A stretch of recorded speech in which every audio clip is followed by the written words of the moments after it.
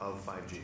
I think, just going back to your Apple analogy, I think that's what's problematic, is because Apple can provide a set of experiences that are done over the top in a closed ecosystem that can this is what I was alluded to earlier, is how do you actually define what that G is? Because they can, you know,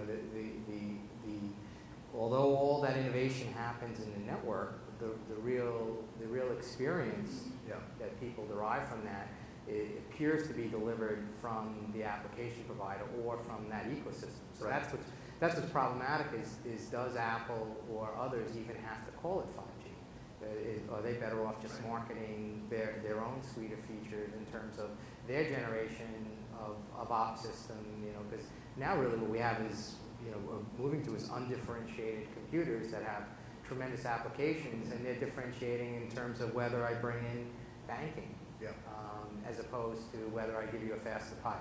Right? You touched on two very salient points, I think, for TC3. And one is that you might work with intellectual property research to develop 5G networks. Carriers might deploy those networks and own some of the services. But really, we're looking at third-party companies as well, Apple, innovators in Silicon Valley, and startups, to come up with the useful services and applications that will speak to the consumer. Right, and that's really, from a consumer perspective, that's where, for them, they may not call it 5G, but that's what's been enabled for them really will be a new suite of experiences, and things all do work together seamlessly and quickly. So there's the if you build it, they will come. But I think it's a two-step process. You're not saying, hey, build a 5G network, consumers will come and pay you for it. You're saying, build a 5G network, and Apple, or name your startup that hasn't been funded yet here, will come up with the experience. So you build the network, they will come, the developers, and then if they build their solution, somebody out there is going to meet the customer need, and then the customers will come after. Right. Which frankly is the same as my hockey score analogy, where we built the application, but until it spoke to the user in terms of rapid results. People wanted quick sports scores. They don't want 1 minute or 2 minutes to the sports score. Right. And it wasn't successful until it was done in a way that could give the users what they want. And that involves multiple partners along the way. That's right. So what do you think are the drivers of 5G? Because carriers and obviously vendors want to sell new equipment. Hey, rip that stuff up, put in some new stuff. But the money bags are being currently held by the carriers. That's where they decide whether to spend or not on upgrades. What's their motivation? What are the drivers? Well, you say money bags, but for them, they need to see, as anyone else, any business, is return on investment. And I think drivers for the operator is right now, and they have to be careful not to drive the lowest cost. Is their only value add. But this will lower the cost, right? This will lower the cost. So if we look at today, deployments in the $4 to $3 cost dollar per gigabyte, and that's all in. And there's different ways it's calculated, so no study is exactly the same. But if you look at actual utilization of those networks and those advances that happen, virtualization, deployment of small cells, you see the pricing coming down from $3 or $4 to $1. The key is, can you move in that next generation to whatever 5G is, an order of magnitude reduction in cost? Can you go from the $3 to $5 range to half a dollar? Yeah. And you can see there's a study we worked on with Signals Research, where not necessarily a 5G study, but just it looks at different cost models in terms of just deploying small cell networks that can be plug and play and drop in with self backhaul. What that can do in terms of lowering costs even further beyond those natural drop from $3 to $4 to $1. And some of those things are, integrating LTE and Wi-Fi at the same access point, hosted networks where, or neutral hosted networks where operators share the hardware, can drive it even another 30 or 40% lower cost per bit. Then you start to get into a range where wireless, cellular wireless technology is not 10, 20, 30x cost of wireline. Yep. Maybe 2 to 5x. It gets to be very competitive with other technologies. I just actually picked one up because I guess Randy Looning was working on this with Signals, and he told me to grab one of these. But you guys got a few reports, and this is a report that's sitting on your desk in the demo room. which is the first one when you go in the door on the right, so people can pick up a copy of. It's also on our website, on our vault, so people can actually. I don't want to spend my own paper. I'll use yours. It's okay. But people can pick that up in the demo room for you guys. So you mentioned that there's opportunity here for wireless networks to perform at similar speeds as fixed networks. Do you think fixed networks are also accelerating? Obviously, they're harder to rip and replace than wireless is. Do you see those two speeds converging, ever touching, or just kind of getting closer together?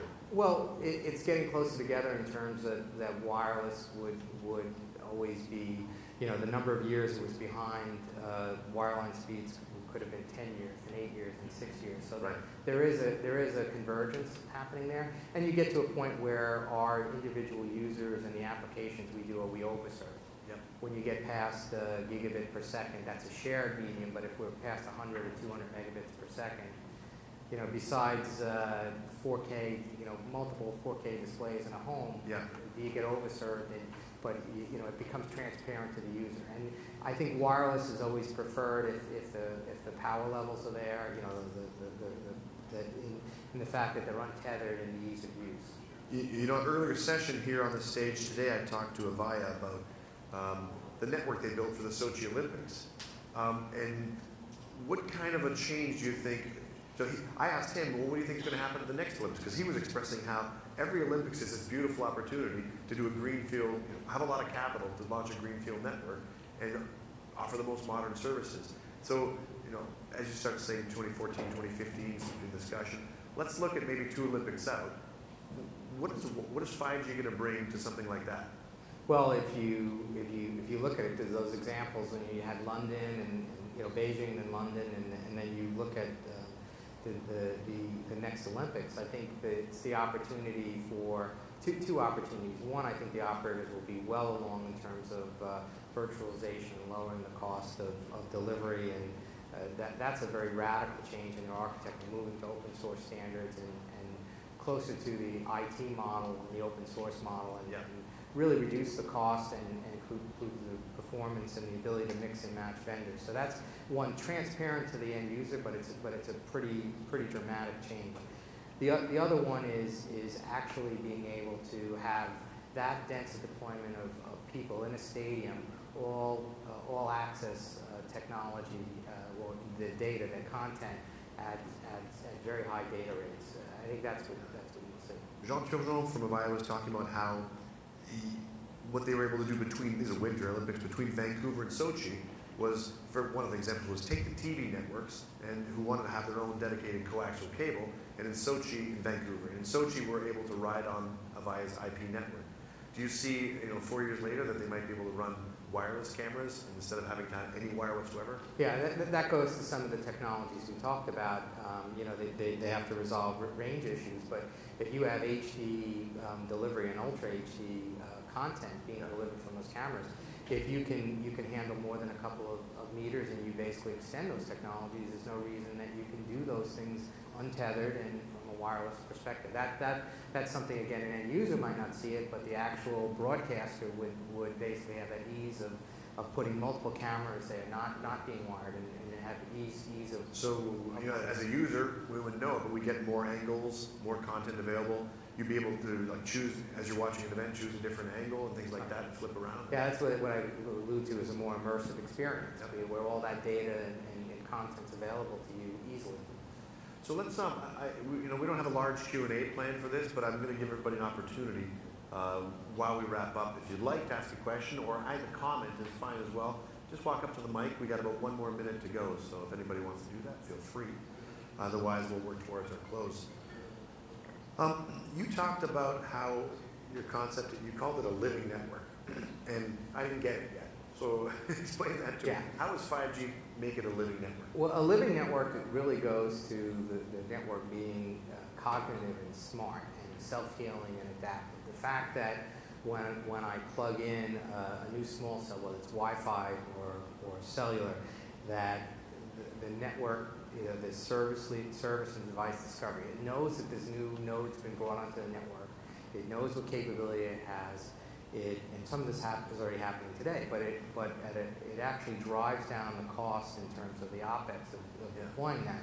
And really, it's that smarts that the network has to know and living, breathing, and from a cognitive standpoint, growing. It has the knowledge of what it's doing and where its peaks and its lulls are, how it actually can save energy. So this is the point I'm making, is it's anything but, they're not dumb pipes, it's a network, and it's a smart network, and it's a network that gets smarter all the time. Living in terms of being cognitive, living, breathing, expanding, learning from what it's done, and then providing greater capability. Taking advantage of virtual concepts from FE to spin up equipment when it's needed. And also cell shaping, like aiming cells to follow traffic and things like that, with remote electronic tilt antennas and things like that. These are all part of your concept of a big network that is able to shift with the current, whatever the real-time needs are. Not do nightly runs and reevaluate or annual tilt the antennas. This is real-time shifting with shifting demand. Right, smart, living, adaptable. Yep. And very interesting as well, it's also dropping in an extra tower here, maybe a microcell or pico, and immediately the network adapts to that. Yes. Well, it sounds like a brilliant future. When can I expect it?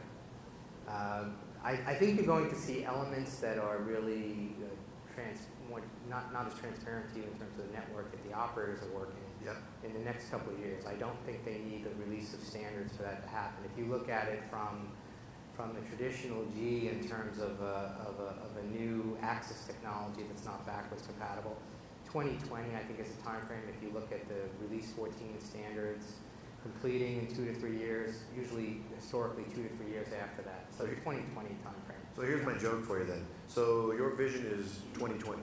2020, yes. Excellent. So now, I was going to hold off on buying a phone, but maybe I should get one right now and cycle through a couple before. I would. All right, good. All right, Jim, thank you very much. Okay, thanks, sir. All right. Great. So one of the things we